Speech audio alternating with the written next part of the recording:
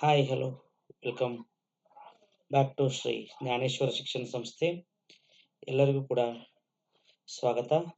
ಇವತ್ತಿನ ದಿನ ನಾವು ಥರ್ಡ್ ಸೆಮ್ ಬಿ.ಕಾಮ್ ಸೆಮಿಸ್ಟರ್ಗೆ ಸಂಬಂಧಪಟ್ಟಿರ್ತಕ್ಕಂತಹ financial education and investment awareness ಎಂಬ ಪ್ರಶ್ನೆ ಪತ್ರಿಕೆಯನ್ನು ತಮ್ಮೊಂದಿಗೆ ಅನಲೈಸಿಸ್ ಮಾಡಲಿಕ್ಕೆ ಬಂದಿದ್ದೀನಿ.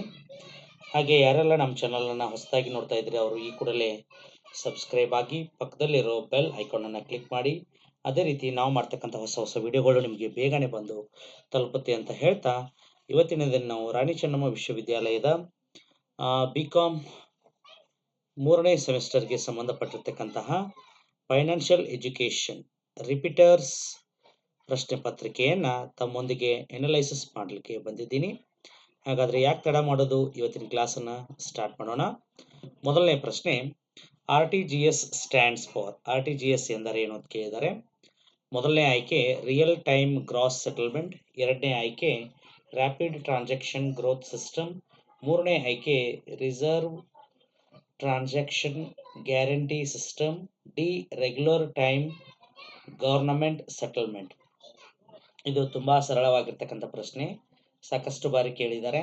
RTGS ಅಂತಂದರೆ ರಿಯಲ್ ಟೈಮ್ ಗ್ರಾಸ್ ಸೆಟಲ್ಮೆಂಟ್ ಅಂತ ನಾವು ಕರಿತೀವಿ. ಹಾಗಾಗಿ ಆಯ್ಕೆ ಒಂದು ಸರಿಯಾಗಿರ್ತಕ್ಕಂಥ ಉತ್ತರ. ಎರಡನೇ ಪ್ರಶ್ನೆ, which of the following scheme provide insurance to bank deposit. ಕೆಳಗಿನ ಯಾವ ಯೋಜನೆಯು ಬ್ಯಾಂಕಿನ ಠೇವಣಿಗಳಿಗೆ ವಿಮೆಯನ್ನು ಒದಗಿಸುತ್ತದೆ ಅಂತ ಕೇಳಿದ್ದಾರೆ. Option A PMJDY, option B DICGC, option C NPS, option D APY. ಇಲ್ಲಿ ಬ್ಯಾಂಕ್ ಠೇವಣಿಗಳಿಗೆ ವಿಮೆಯನ್ನು ನೀಡ್ತಕ್ಕಂಥ ಸಂಸ್ಥೆ ಯಾವುದಾದ್ರೂ ಇದ್ದರೆ ಅದು DICGC ಅಂತ ಕರಿತೀವಿ. ಇದರ ಫುಲ್ ಫಾರ್ಮನ್ನು ನಾವು ನೋಡೋದಾದರೆ deposit insurance and credit guarantee cooperation ಅಂತ ಕರೀತಾರೆ. ಹಾಗಾಗಿ B is a right answer ಅಂತ ಹೇಳ್ಬೋದು. ಇನ್ನು ಮುಂದಿನದಾಗಿರ್ತಕ್ಕಂಥ ಪ್ರಶ್ನೆ, UPI ಮುಖ್ಯವಾಗಿ ಯಾವುದಕ್ಕೆ ಬಳಸಲಾಗುತ್ತದೆ. ಪ್ರಶ್ನೆ ನೋಡಿ, UPIನ ನಾವು ಯಾವುದಕ್ಕೋಸ್ಕರ ಬಳಕೆ ಮಾಡ್ತೀವಿ ಅಂತ ಕೇಳಿದ್ದಾರೆ. ಷೇರು ವ್ಯಾಪಾರಕ್ಕೆ, ಆಪ್ಷನ್ ಬಿ ಡಿಜಿಟಲ್ ಪಾವತಿ, ಆಪ್ಷನ್ ಸಿ ವಿಮಾ ಪಾಲಿಸಿ, ಆಪ್ಷನ್ ಡಿ ತೆರಿಗೆ ಸಲ್ಲಿಕೆ. ಸಾಮಾನ್ಯವಾಗಿ ನಾವು ಯೂನಿಫೈಡ್ ಪೇಮೆಂಟ್ ಸಿಸ್ಟಮ್, ಹೌದಾ, UPI ಹೌದಾ, ಈ UPIನ ನಾವು ಎಲ್ಲಿ ಬಳಕೆ ಮಾಡ್ತೀವಿ ಅಂತಂದರೆ ಡಿಜಿಟಲ್ ಪೇಮೆಂಟ್ಗಳಲ್ಲಿ, ಹೌದಾ, ಡಿಜಿಟಲ್ ಆಗಿ ನಾವು ಯಾರಿಗಾದರೂ ಹಣವನ್ನು ವರ್ಗಾವಣೆ ಮಾಡಬೇಕಾದ್ರೆ ಅಲ್ಲಿ ಈ ರೀತಿಯಾಗಿರ್ತಕ್ಕಂಥ ಒಂದು ಪೇಮೆಂಟ್ ಸಿಸ್ಟಮ್ ಅಥವಾ ಪೇಮೆಂಟ್ ಮೋಡನ್ನು ಬಳಕೆ ಮಾಡ್ಕೋತೀವಿ, ಅದು ಡಿಜಿಟಲ್ ಪಾವತಿಗಾಗಿ. ಹಾಗಾಗಿ B is a right answer. ಪ್ರಶ್ನೆ 4, ಹಣಕಾಸು ಯೋಜನೆಯ ಮುಖ್ಯ ಉದ್ದೇಶವೇನು ಅಂತ ಕೇಳಿದ್ದಾರೆ. ಹಣಕಾಸು ಯೋಜನೆಯ ಮುಖ್ಯ ಉದ್ದೇಶ ಏನು? ಆಪ್ಷನ್ ಎ ಹೆಚ್ಚು ಹಣ ಖರ್ಚು ಮಾಡುವುದು, ಆಪ್ಷನ್ ಬಿ ಜೀವನ ಮತ್ತು ಆರ್ಥಿಕ ಗುರಿಯನ್ನು ಸಾಧಿಸುವುದು, ಆಪ್ಷನ್ ಸಿ ಉಳಿತಾಯವನ್ನು ತಪ್ಪಿಸುವುದು,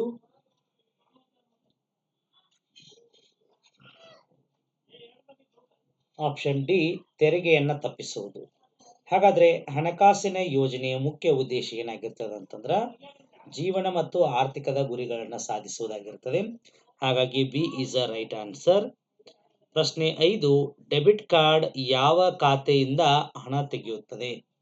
ಡೆಬಿಟ್ ಕಾರ್ಡ್ ಯಾವ ಖಾತೆಯಿಂದ ಹಣ ತೆಗೆಯುತ್ತದೆ? ಆಪ್ಷನ್ ಎ ಬ್ಯಾಂಕಿನ ಉಳಿತಾಯ ಅಥವಾ ಚಾಲ್ತಿ ಖಾತೆಯಿಂದ, ಆಪ್ಷನ್ ಬಿ ಪರಸ್ಪರ ನಿಧಿಗಳಿಂದ, ಆಪ್ಷನ್ ಸಿ ಕ್ರೆಡಿಟ್ ಕಾರ್ಡ್ಗಳಿಂದ, ಆಪ್ಷನ್ ಡಿ ಷೇರುಪೇಟೆಯಿಂದ.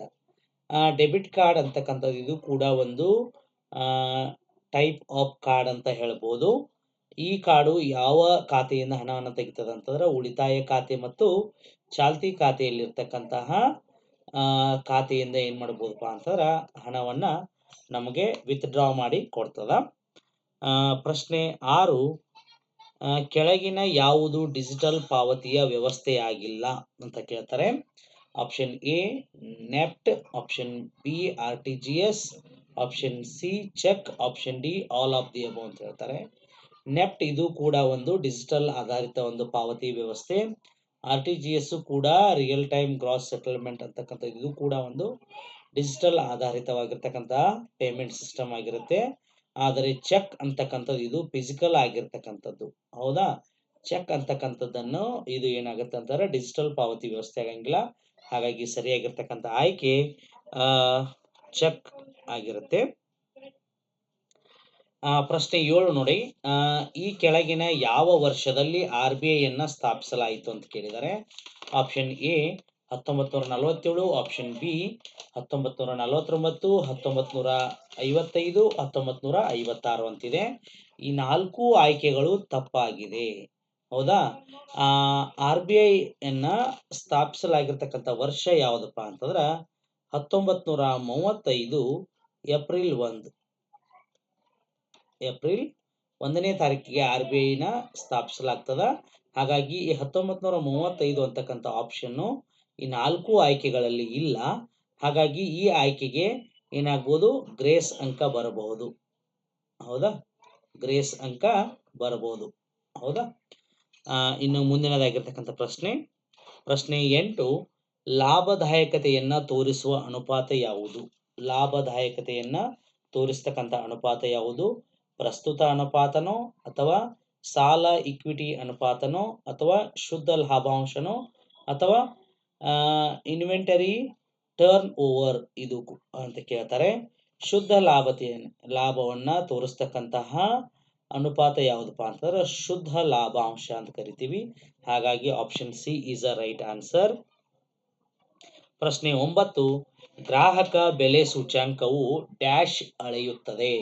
ಆಪ್ಷನ್ ಎ ಆರ್ಥಿಕ ಬೆಳವಣಿಗೆ, ಆಪ್ಷನ್ ಬಿ ಹಣದುಬ್ಬರ, option C GDP, option D ಮೇಲಿನ ಎಲ್ಲವೂ. ಇಲ್ಲಿ ಗ್ರಾಹಕ ಬೆಲೆಯ ಸೂಚ್ಯಂಕವು ಹಣದುಬ್ಬರವನ್ನ ಏನ್ ಮಾಡ್ತದಪ್ಪ ಅಂತಂದ್ರ ಅಳತೆ ಮಾಡ್ತದ. ಹಾಗಾಗಿ option B is a right answer. ಪ್ರಶ್ನೆ 10 SBTS ಎಂದರೇನು? SBTS ಎಂದರೇನು? ಇದರ ವಿಸ್ತೃತ ರೂಪವನ್ನ ಹೇಳಿ ಅಂತ ಹೇಳ್ತಾರೆ.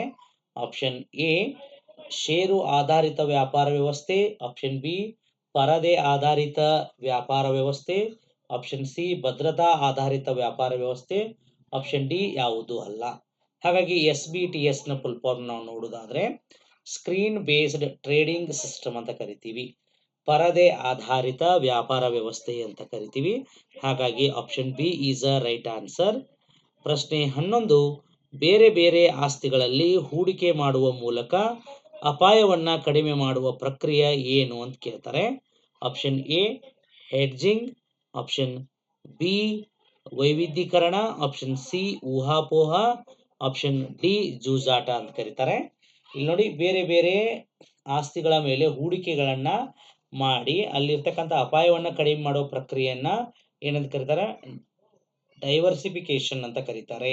ಅಂದ್ರ ವೈವಿಧ್ಯೀಕರಣ ಅಂತ ಕರೀತಾರೆ. ಹಾಗಾಗಿ option B is a right answer.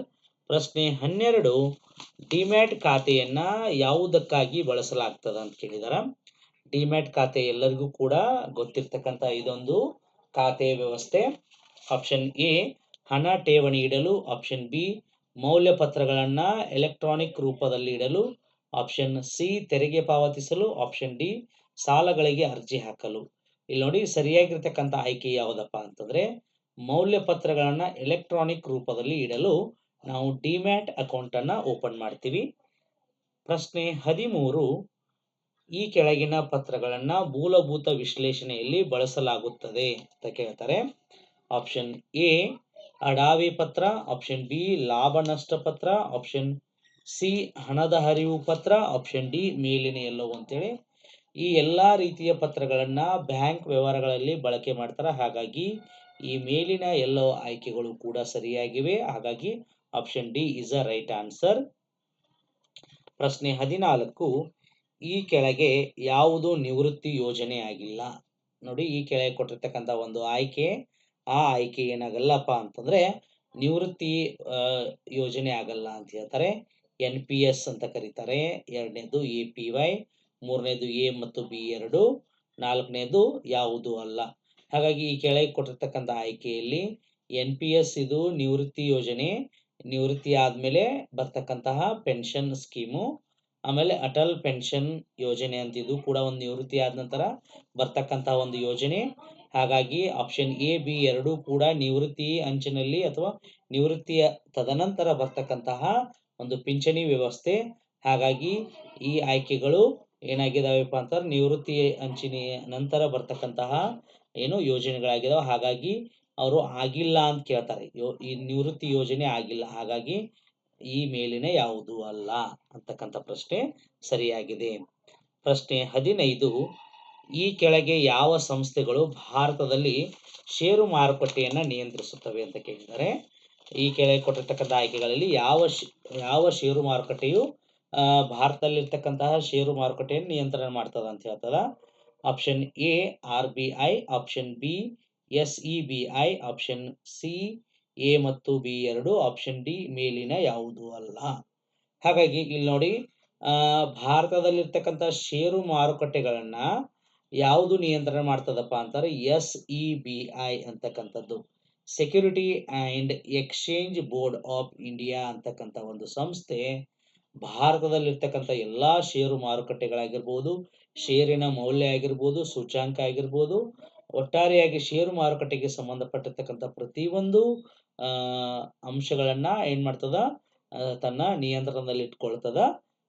ಹಾಗಾಗಿ ಆ ಸಂಸ್ಥೆ ಯಾವುದಪ್ಪ ಅಂತಾರೆ? SEBI ಅಂತ ಕರಿತೀವಿ. Option B is a right answer.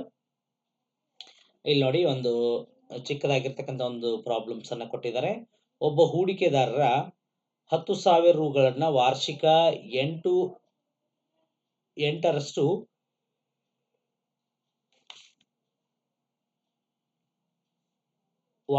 8% ಬಡ್ಡಿಯಂತೆ 2 ವರ್ಷಗಳಿಗೆ ಬ್ಯಾಂಕ್ನಲ್ಲಿ ಠೇವಣಿ ಇಡುತ್ತಾನೆ. ಅವನಿಗೆ 2 ವರ್ಷಗಳ ನಂತರ ಡ್ಯಾಶ್ ಸಿಗುತ್ತದೆ. ಹಾಗಾದ್ರೆ ಇಲ್ಲಿ ಏನ್ ಮಾಡ್ಬೇಕು ನಾವು? ಕೊಟ್ಟಿರ್ತಕ್ಕಂತಹ ಮೊತ್ತವನ್ನ ಮತ್ತು ಅದಕ್ಕೆ ಕೊಟ್ಟಿರ್ತಕ್ಕಂಥ ಬಡ್ಡಿಯನ್ನ ಲೆಕ್ಕಾಚಾರ ಮಾಡಿ 2 ವರ್ಷಗಳ ನಂತರ ಅವನಿಗೆ ಸಿಗತಕ್ಕಂಥ ಮೊತ್ತ ಎಷ್ಟು ಅಂತಕ್ಕಂಥದ್ದನ್ನ ಕಂಡುಹಿಡಿಬೇಕಾಗ್ತದ. ಹಾಗಾಗಿ ಇಲ್ಲಿ ಒಂದು ಸೂತ್ರ ಬರ್ತದ, ಯಾವುದಪ್ಪ ಅಂತಂದ್ರೆ asset equal to principal 1 + R100T ಅಂತ. ಹೌದಾ? ತಮ್ಮೆಲ್ಲರಿಗೂ ಗೊತ್ತದ ಪ್ರಿನ್ಸಿಪಲ್ ಅಮೌಂಟ್ ಎಷ್ಟದ? ಇಲ್ಲಿ 10,000 ರೂಪಾಯಿ ಅದ. ಹಾಗಾಗಿ 1, ರೇಟ್ ಆಫ್ ಇಂಟ್ರೆಸ್ಟ್ ಎಷ್ಟದ? 8% ಅದ. ಆಮೇಲೆ 100 as it is, T time ಎಷ್ಟದ? 2. ಹೌದಾ? ಇದರ ಸರಿಯಾಗಿರ್ತಕ್ಕಂಥ ಉತ್ತರ ಎಷ್ಟು ಬರ್ತದಪ್ಪ ಅಂತಂದ್ರ, ಇದನ್ನ ನಾವು ಬಿಡಿಸಿ ನೋಡಿದಾಗ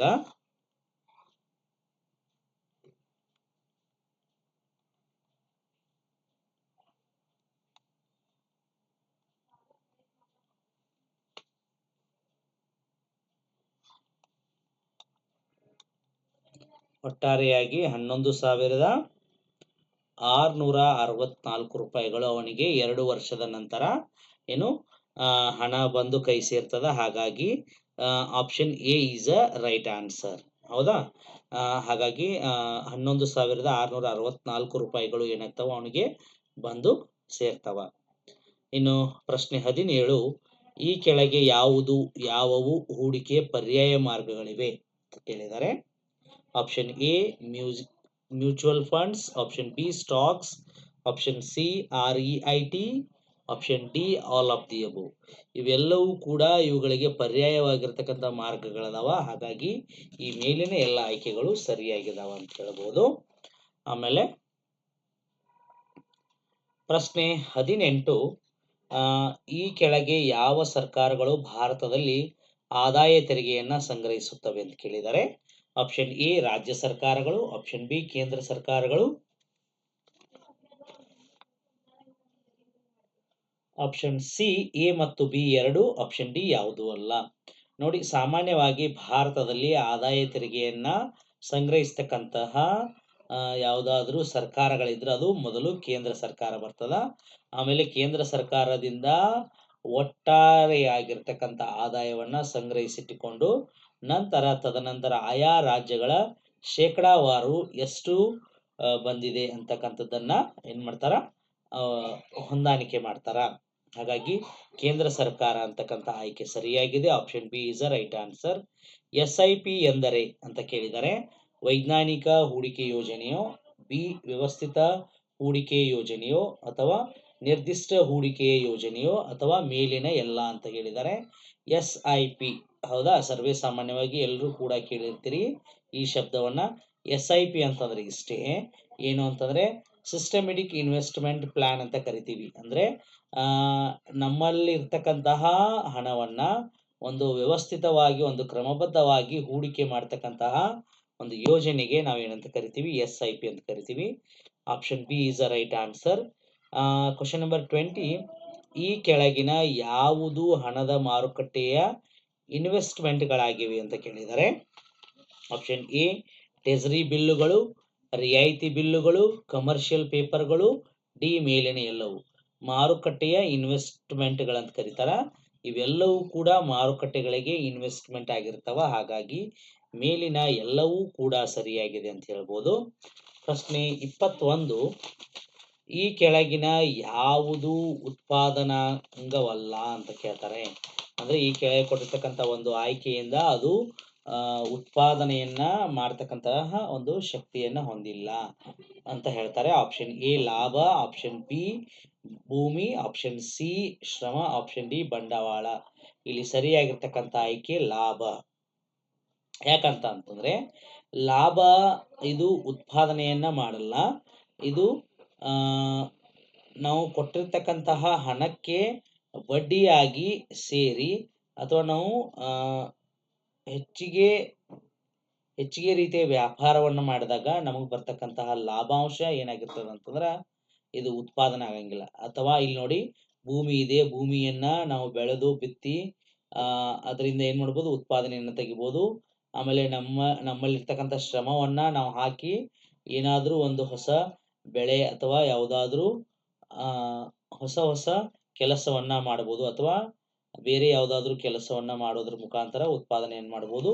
ಆಮೇಲೆ ಬಂಡವಾಳ ಹಾಕೋದ್ರ ಮುಖಾಂತರ ಕೂಡ ನಾವು ಹಾಕಿರ್ತಕ್ಕಂಥ ಬಂಡವಾಳಿಗೆ ಏನಾಗ್ತದ ಒಂದು ಉತ್ಪಾದನೆ ಕೂಡ ಉಂಟಾಗ್ತದ. ಹಾಗಾಗಿ ಸರಿಯಾಗಿರ್ತಕ್ಕಂಥ ಆಯ್ಕೆ ಲಾಭ.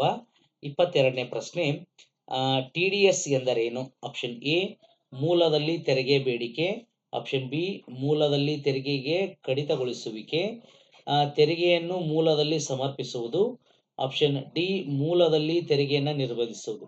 TDS ಅಂತಂದ್ರೆ ಇಷ್ಟೇ. TDS ಅಂತಂದ್ರೆ ಟ್ಯಾಕ್ಸ್ ಡಿಡಕ್ಟೆಡ್ ಆಟ್ ಸೋರ್ಸ್ ಅಂತಂದ್ರೆ ನಮ್ಮಲ್ಲಿರ್ತಕ್ಕಂತಹ ಹಣದ ಮೂಲಾಂಶಕ್ಕೆ ನಾವು ತೆರಿಗೆಯನ್ನ ಕಡಿತಗೊಳಿಸುವುದಕ್ಕ ಏನಂತ ಕರಿತೀವಿ? TDS ಅಂತ ಕರಿತೀವಿ. ಟ್ಯಾಕ್ಸ್ ಡಿಡಕ್ಟೆಡ್ ಆಟ್ ಸೋರ್ಸ್ ಅಂತ ಕರಿಬಹುದು. ಇನ್ನು ಪ್ರಶ್ನೆ 23, ಎಕ್ಸ್ ಎಂಬುವನು ರೂ. 50,000 ವಾರ್ಷಿಕ ಬಡ್ಡಿ ಬರದಂತೆ ಹೂಡಿಕೆ ಮಾಡಿದರೆ ಹೂಡಿಕೆಯಾಗುವ ದ್ವಿಗುಣವಾಗಲು ಎಷ್ಟು ವರ್ಷ ಬೇಕು ಅಂತ ಕೇಳಿದ್ದಾರೆ. ಪ್ರಶ್ನೆ ತುಂಬಾ ಸುಲಭವಾಗಿದೆ. ಇಲ್ಲಿ ನೋಡಿ, ಇದಕ್ಕೊಂದು ಫಾರ್ಮುಲಾ ಬರುತ್ತೆ. ರೂಲ್ ನಂಬರ್ 72 ಅಂತ ಒಂದು ಫಾರ್ಮುಲಾ ಬರುತ್ತೆ. ಈ ಫಾರ್ಮುಲಾ ಏನ್ ಹೇಳುತ್ತೆ ಅಂತಂದ್ರೆ time equal to 72 divided by rate of interest ಅಂತ ಹೇಳ್ತಾರೆ. Rate of interest. ಹಾಗಾದ್ರೆ ಇಲ್ಲಿ ನೋಡಿ, ಈ ಸೂತ್ರವನ್ನ ಇದಕ್ಕೆ ಅನ್ವಯ ಮಾಡಿಕೊಂಡು ಟೈಮ್ ಅಂತಂದ್ರೆ ಎಷ್ಟಿದೆ ಇಲ್ಲಿ? ಟೈಮನ್ನ ನಾವು ಏನ್ ಮಾಡ್ಬೇಕು? ಈಗ ಕಂಡುಹಿಡಬೇಕಾಗ್ತದ. ಹಾಗಾಗಿ ಟೈಮನ್ನ ಕಂಡುಹಿಡಬೇಕಾದ್ರೆ ನಾವೇನ್ ಮಾಡ್ಬೇಕು? 72 ಅಂತ ಏನ್ ಮಾಡಿದ್ದಾರೆ ಇಲ್ಲಿ ಆಲ್ರೆಡಿ ಫಾರ್ಮುಲಾ ಇದೆ. ರೇಟ್ ಆಫ್ ಇಂಟ್ರೆಸ್ಟ್ ಎಷ್ಟಿದೆ ಅಂತಂದ್ರೆ 12 ವರ್ಷ ಇದೆ. ಹಾಗಾದ್ರೆ 12 ಒಂದ್ಲೆ 12 ಆರ್ಲೆ, ಹಾಗಾಗಿ ಒಟ್ಟಾರೆ 6 ವರ್ಷಗಳ ಕಾಲ ಅವರು ಹಣವನ್ನ ದ್ವಿಗುಣ ಮಾಡಲು ಹೂಡಿಕೆ ಮಾಡಬೇಕಾಗ್ತದ. ಹಾಗಾಗಿ 6 ಅಂತಕ್ಕಂಥ ಆಯ್ಕೆ ಸರಿಯಾಗಿದೆ. ಈ ಒಂದು ಲೆಕ್ಕಕ್ಕೆ ರೂಲ್ ನಂಬರ್ 72 ಅಂತಕ್ಕಂಥ ಒಂದು ಫಾರ್ಮುಲಾನ ಬಳಕೆ ಮಾಡಿಕೊಂಡು ಇದನ್ನ ಕಂಡುಹಿಡಿಯಬಹುದಾಗಿದೆ.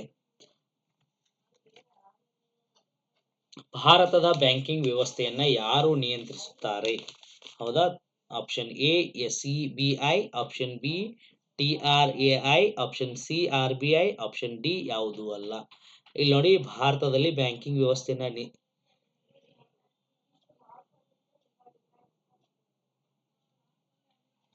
ಇಲ್ಲಿ ಸರಿಯಾದ ವ್ಯವಸ್ಥೆ ಅಥವಾ ಒಂದು ಕ್ರಮಬದ್ಧವಾಗಿ ನಿಯಂತ್ರಣ ಮಾಡ್ತಕ್ಕಂಥವ್ರು ಯಾರಪ್ಪ ಅಂತಂದ್ರೆ RBI, reserve bank of India ಅಂತಕ್ಕಂತಹ ಒಂದು ಭಾರತದ ಸಂಸ್ಥೆ. ಈ ಸಂಸ್ಥೆ ಏನ್ ಮಾಡ್ತದೆ ಅಂತಾರೆ, ಭಾರತದಾದ್ಯಂತ ಪ್ರತಿಯೊಂದು ಬ್ಯಾಂಕಿಂಗ್ ವ್ಯವಸ್ಥೆ ಆಗಿರ್ಬೋದು, ಅಲ್ಲಿರ್ತಕ್ಕಂತಹ ಪ್ರತಿಯೊಂದು ವ್ಯವಸ್ಥೆಯನ್ನ ತನ್ನ ನಿಯಂತ್ರಣದಲ್ಲಿ ಅಥವಾ ಒಂದು ವ್ಯವಸ್ಥಿತವಾಗಿ ಅದನ್ನ ಕಾರ್ಯಗತಗೊಳಿಸುವುದಕ್ಕೆ ಈ ಸಂಸ್ಥೆ ನಿರ್ಮಾಣವಾಗಿದೆ. ಪ್ರಶ್ನೆ 25, ತಾಂತ್ರಿಕ ವಿಶ್ಲೇಷಣೆಯ ಏನನ್ನು ಅಧ್ಯಯನ ಮಾಡುತ್ತದೆ ಅಂತ ಕೇಳಿದರೆ, ಆಪ್ಷನ್ ಎ ಆರ್ಥಿಕ ನೀತಿಗಳು, ಆಪ್ಷನ್ ಬಿ ಗ್ರಾಫಿಕಲ್ ಮತ್ತು ಬೆಲೆಯ ಮಾದರಿಗಳು, ಆಪ್ಷನ್ ಸಿ ಲೆಕ್ಕಪತ್ರಗಳ ಅನುಪಾತ, ಆಪ್ಷನ್ ಡಿ ತೆರಿಗೆ ದರಗಳು ಅಂತ ಕರೀತಾರ. Option B is a right answer ಅಂತ ಕರಿತೀವಿ. ತಾಂತ್ರಿಕ ವಿಶ್ಲೇಷಣೆಗಳನ್ನ ಅಧ್ಯಯನ ಮಾಡ್ತಕ್ಕಂಥದ್ದೇ ಗ್ರಾಫಿಕಲ್ ಮತ್ತು ಬೆಲೆಯ ಮಾದರಿಗಳಾಗಿರುತ್ತೆ. Option B is a right answer. ಇನ್ನು ಪ್ರಶ್ನೆ 26, ಈ ಕೆಳಗಿನ ಯಾವುದು ವಿಶಾಲಾತ್ಮಕ ಅಂಶಗಳು ಅಂತ ಕರೀತಾರೆ. ಆಪ್ಷನ್ ಎ ಜನಸಂಖ್ಯಾ ಅಂಶಗಳು, ಆಪ್ಷನ್ ಬಿ ತಂತ್ರಜ್ಞಾನ ಅಂಶಗಳು, ಆಪ್ಷನ್ ಸಿ ಮೇಲಿನ 2 ಎ ಮತ್ತು ಬಿ, ಆಪ್ಷನ್ ಡಿ ಯಾವುದು ಅಲ್ಲ. ಇಲ್ಲಿ ವಿಶಾಲಾತ್ಮಕ ಅಂಶಗಳು ಯಾವಪ್ಪ ಅಂತಂದ್ರೆ ಒಂದು ಜನಸಂಖ್ಯೆ ಅಂಶಗಳು, ಇನ್ನೊಂದು ತಂತ್ರಜ್ಞಾನದ ಅಂಶಗಳು. ಹಾಗಾದ್ರೆ option C is a right answer.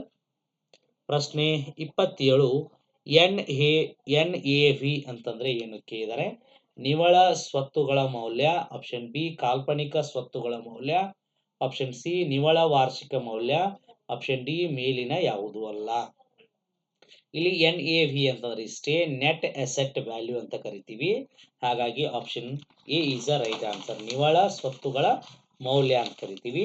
ಇನ್ನು ಪ್ರಶ್ನೆ 28,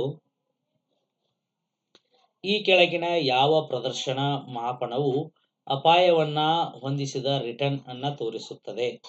ಆಪ್ಷನ್ ಎ ಶಾರ್ಪೆ ಅನುಪಾತ, ಆಪ್ಷನ್ ಬಿ ಬೆಲೆ ಆದಾಯ ಅನುಪಾತ, ಆಪ್ಷನ್ ಸಿ ಲಾಭಾಂಶ ಸಂದಾಯ ಅನುಪಾತ, ಆಪ್ಷನ್ ಡಿ ಮೇಲಿನ ಎಲ್ಲವು. ನೋಡಿ, ರಿಟರ್ನ್ ಅನ್ನ ತೋರಿಸುತ್ತದೆ ಅಂತ ಕೇಳಿದ್ದಾರೆ. ಅಂದ್ರೆ ಪ್ರತಿಯೊಂದು ಮಾಪನದಿಂದ ಏನಾಗ್ತದೆ ಅಂತಂದ್ರೆ, ಈ ಮಾಪನದಿಂದ ಏನಾಗ್ತದೆ ಅಂತಂದ್ರೆ ರಿಟರ್ನ್ ಅನ್ನ ಜಾಸ್ತಿ ತೋರಿಸ್ತದೆ ಅಂತ ಹೇಳ್ತಾರೆ. ಅದು ಯಾವುದಪ್ಪ ಅಂತಂದ್ರೆ ಶಾರ್ಪೆ ರೇಷಿಯೋ ಅಂತ ಕರಿತೀವಿ. ಈ ರೇಷಿಯೋದಿಂದ ಏನಾಗ್ತದಪ್ಪ ಅಂತಂದ್ರೆ ರಿಟರ್ನ್ ಅನ್ನ ಅಪಾಯದಂಚಿನಲ್ಲಿ ಇರ್ತಕ್ಕಂಥದ್ದನ್ನ ತೋರಿಸ್ತದ. ಪ್ರಶ್ನೆ 29, ಈ ಕೆಳಗಿನ ಯಾವುದು ತೆರೆದ ನಿಧಿ ಆಗಿದೆ ಅಂತ ಕೇಳಿದರೆ, ಆಪ್ಷನ್ ಎ ನೋಡಿ ಅಲ್ಲಿ ಏನ್ ಕೇಳಿದರೆ, which of the following is on open ended fund ಅಂತ ಕರೀತಾರೆ. ಆಪ್ಷನ್ ಎ ನಿರಂತರ ಖರೀದಿ ಮತ್ತು ಮಾರಾಟ ಇರುವ ನಿಧಿ ಆಗಿದೆ. ಆಪ್ಷನ್ ಬಿ ಕೇವಲ ಖರೀದಿ ಇರುವ ನಿಧಿ, ಕೇವಲ ಮಾರಾಟ ಇರುವ ನಿಧಿ, ಡಿ ಮೇಲಿನ ಯಾವುದು ಅಲ್ಲ. ಹಾಗಾಗಿ ಇಲ್ಲಿ ತೆರೆದ ನಿಧಿ ಯಾವುದಪ್ಪ ಅಂತಂದ್ರೆ option A is a correct answer. ನಿರಂತರ ಖರೀದಿ ಮತ್ತು ಮಾರಾಟ ಆಗುವುದರಿಂದ ಏನಾಗ್ತದಪ್ಪ ಅಂತಂದ್ರ ಸರಿಯಾದ ಪ್ರಮಾಣದಲ್ಲಿ ಓಪನ್ ಎಂಡೆಡ್ ಫಂಡ್ ಕಲೆಕ್ಟ್ ಆಗ್ತದ. ಆಮೇಲೆ ಪ್ರಶ್ನೆ 40, ಮ್ಯೂಚುವಲ್ ಫಂಡ್ ವಿಶ್ಲೇಷಣೆಯಲ್ಲಿ ಬೀಟಾ ಯಾವುದನ್ನ ಸೂಚಿಸುತ್ತದೆ ಅಂತ ಕೇಳಿದರೆ, ಆಪ್ಷನ್ ಎ ಮಾರುಕಟ್ಟೆಯ ಅಪಾಯ, ಆಪ್ಷನ್ ಬಿ ಸೆಕ್ಯೂರಿಟಿ ಅಪಾಯ, ಆಪ್ಷನ್ ಸಿ ಎ ಮತ್ತು ಬಿ ಎರಡು, ಆಪ್ಷನ್ ಡಿ ಯಾವುದು ಅಲ್ಲ. ಇಲ್ಲಿ ನೋಡಿ, ಬೀಟಾ ಅಂತಕ್ಕಂತಹ ಇಂಡಿಕೇಶನ್ ಏನ್ ಮಾಡ್ತದಪ್ಪ ಅಂತಾರೆ, ಮಾರುಕಟ್ಟೆಯ ಅಪಾಯವನ್ನ ತೋರಿಸ್ತದ. ಹಾಗಾಗಿ option A is a right answer. Okay, ಇಲ್ಲಿವರೆಗೆ ನಾವು ಏನ್ ಮಾಡಿದ್ವಿ ಅಂತಂದ್ರೆ ಫೈನಾನ್ಷಿಯಲ್ ಎಜುಕೇಶನ್ ಮತ್ತು ಇನ್ವೆಸ್ಟ್ಮೆಂಟ್ ಅವೇರ್ನೆಸ್ ಎಂಬ ಪ್ರಶ್ನೆ ಪತ್ರಿಕೆಯನ್ನ ತಮ್ಮೊಂದಿಗೆ ಹಂಚಿಕೊಂಡಿದ್ದೀನಿ. ಈ ಕ್ಲಾಸ್ ತಮಗೆ ಇಷ್ಟ ಆದ್ರೆ ಈ ವಿಡಿಯೋನ ಲೈಕ್ ಮಾಡಿ, ಶೇರ್ ಮಾಡಿ ಮತ್ತೆ ಕಮೆಂಟ್ ಮಾಡಿ ಅಂತ ಹೇಳ್ತಾ, ಇಲ್ಲಿವರೆಗೆ ಯಾರೆಲ್ಲ ನಮ್ಮ ಚಾನಲ್ನ ನೋಡಿದ್ರಲ್ಲ ಅವರೆಲ್ಲರಿಗೂ ಕೂಡ ಥ್ಯಾಂಕ್ ಯು ಅಂತ ಹೇಳ್ತಾ ಈ ಕ್ಲಾಸನ್ನು ಇವತ್ತು ಎಂಡ್ ಮಾಡ್ತಾ ಇದ್ದೀನಿ.